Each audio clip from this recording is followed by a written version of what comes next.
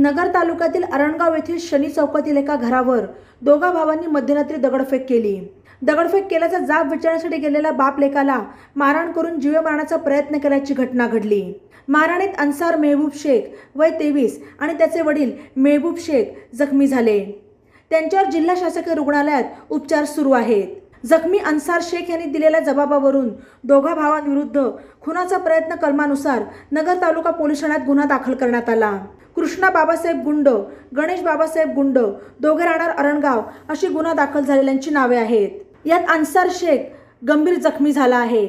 अन्सारचे आईवडील भांडण सोडवण्यासाठी मध्ये आले असता त्यांना देखील शिवीगाळ केली आणि वडील मेहबूब यांना खाली पडून लाथाबुक्क्यांनी मारहाण केली असल्याचे फिर्यादीत म्हटले आहे।